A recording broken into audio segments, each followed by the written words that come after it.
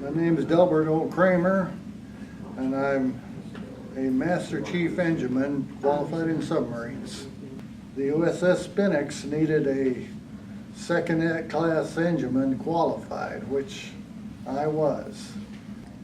Well, it was a little bit sneaky, but we, like I said, they needed an engineman, and one of my friends says they need an engineman down there, go talk to them. So I went aboard, got a hold of the XO and introduced myself and says, you know, I was submarine qualified, but I was being reprimanded up there in Shop 38 because I dropped out of nuclear power school. So he had a ex-yeoman officer go to work on it, and between the squadron staff and everything, they cut me a set of orders, not even talking to the people of the Bupers. You know, it was a kind of a behind the back, but it worked. And left about 2 days later, headed for Pearl Harbor. Well, they would contact the Bu ship, says, like to transfer Cramer to the Spinax.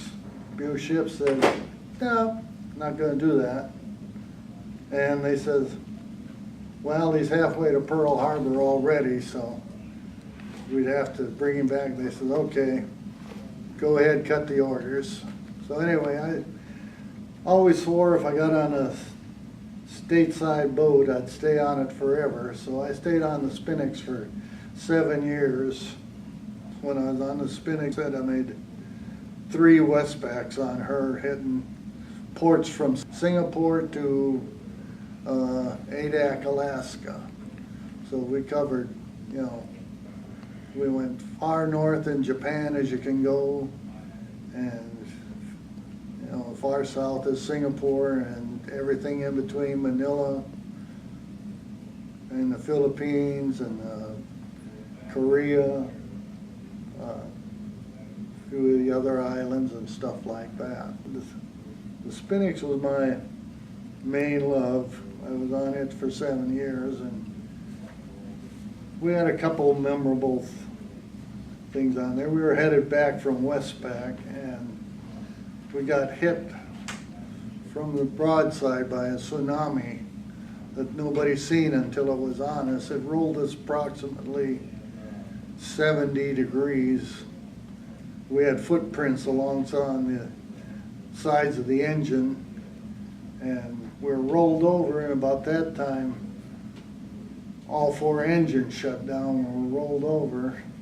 And I was cursing the electricians because why did these guys shut the engines down just when we needed them?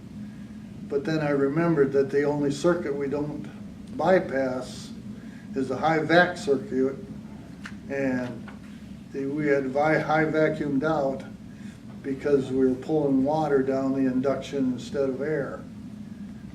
And then that brings back another memory on the Blackfin.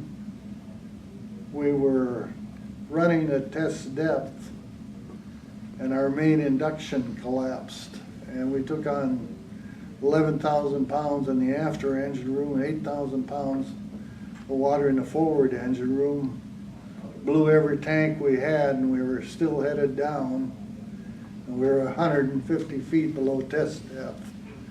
And they finally series the batteries, and we actually pulled ourselves up on the bow and stern planes until we got up. And we tried to fire a flare saying that we're under duress and we're coming up, but we were dropping so fast they couldn't equalize the pressure. So when they did finally fire it, it almost hit a destroyer on the deck. We did an immediate hard to port, otherwise she'd have cut us right in half.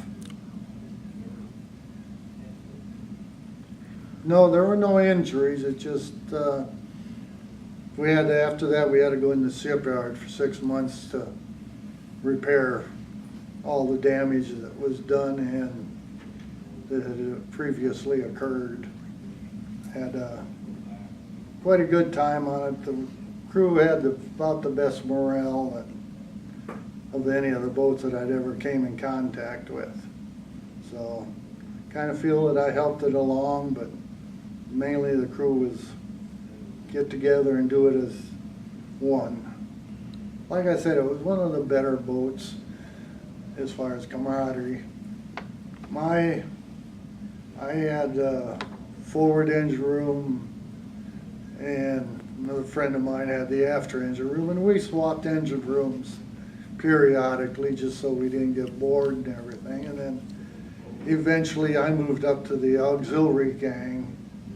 But in the engine rooms, you had to plan your workload, overhaul engines. We overhauled about after every 8,000 hours. We'd pull the engine completely apart, mic everything, replace pistons and cylinder liners and everything.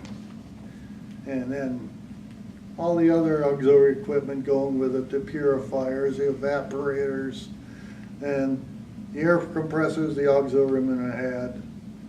And then keeping your diesel engines up and everything. And then just managing your crew, which sometimes got to be a little rough.